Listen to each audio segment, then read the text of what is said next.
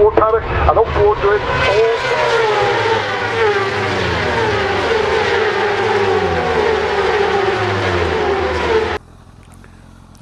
Well, hello everybody, it's Suffolk Andy here.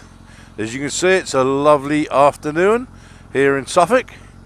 Beautiful scenery as usual. Look at that.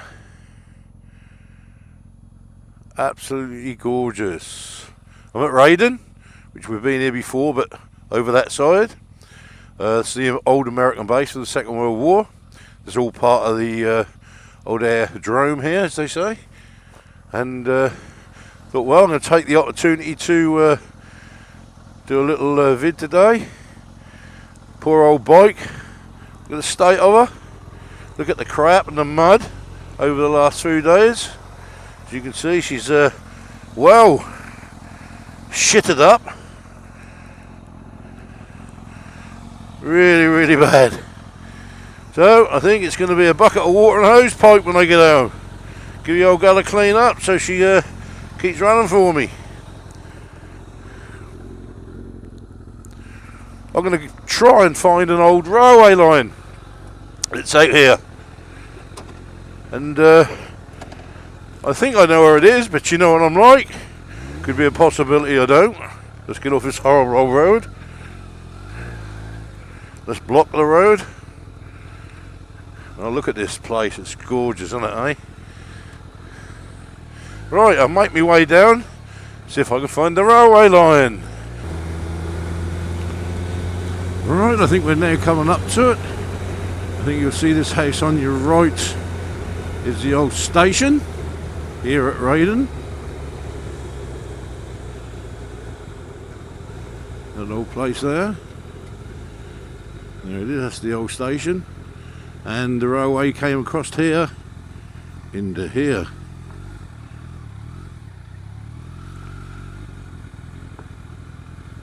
Hadley Railway Walk.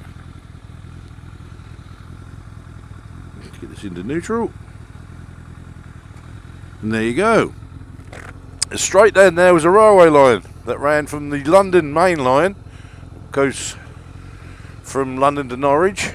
Ipswich in the middle, of course. And there used to be a branch line that came through here. Straight down. Hadley Railway Line. And one of the facts about this place, if you walk down there, the elevation of the track is the highest in Britain. That had been cut out by Irish navvies in the Victorian times. It's ever so bloody high. When you get down there, you'll see where they've dug it out and put it back, and it's so bloody high. You look down, you think you're on a mountain. But that was the line that went to Hadley. Well, it was closed by the Beecham, or the man they called the Beecham, or he done the Beecham report or whatever, and said all these little lines weren't sort of worth keeping. So in the 60s, they closed them all down. What a friggin' mistake.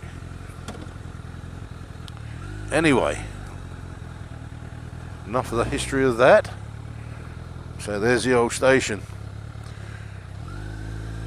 Well worth a walk. If anybody lives in this area and sees this, come out here. It's a lovely walk. It's about a couple of miles to Hadley, a couple of miles back. This is good. Let this car go. Problem I'm having today is cars and the shit coming off the tyres. Just absolutely destroying me bloody visor and my camera. So I'm trying to keep away from them. Anyway, I'm going to make my way back down here. Yeah, if you think about it, what a bloody mistake it was in the 60s to close down all these little branch lines. You think if we still had them today, how much tonnage we could get off a road by using the railway. And if you go to places like France and places like that, you'll see all their little branch lines are still all running, and they got freight on and people using them and everything else. Now they can use them, but we can't. We just ripped ours out because lorry was going to be king. Anyway, if you think about it, and I was watching on the news the other day, they were talking about putting this new line from London to Manchester and joining up the north. Well, isn't the north already joined up by railway lines? One guy on there said, yes, but you'll get to Manchester and you'll be there 13 minutes earlier, but it will cost so many billion. get over. It's cost so many billion. Well, if they've got a line that already runs up there, why don't they do that one up, improve that one, and that cost half the money, and you might get there 15 minutes, you know, later than the half hour. But Christ, you ain't got to cut your swaths through bloody good countryside and everything else, and who's going to get rich over it? Ain't going to be me and you, especially us boys here in Suffolk. It won't give us any bloody benefit. Not half the country won't see the benefit of this half an hour earlier, which cost billions. The only people who are ever going to get anything out of it are those people who are the mates of the people who sanction it, because they're going to build a bugger, they're going to have the money, and they're going to make the money, and they're the only ones who are going to make friggin' money out of it.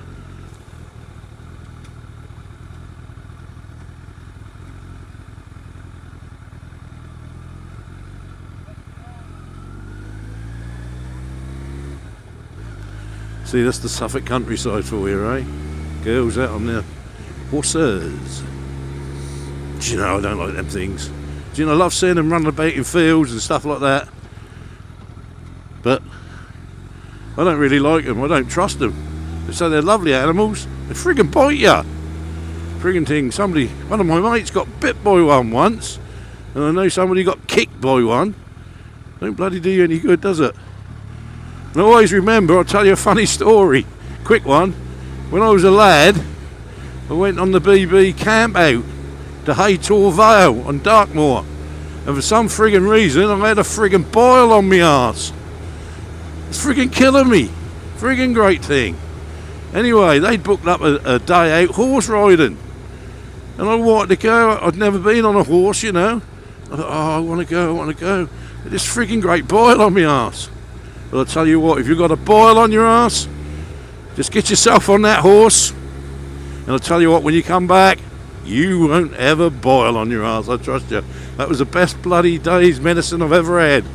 When I first got on it was like, oh my God, the first boom, boom, boom. Oh, I thought I was going to die. But I'll tell you what, out of that, oh, that was lovely.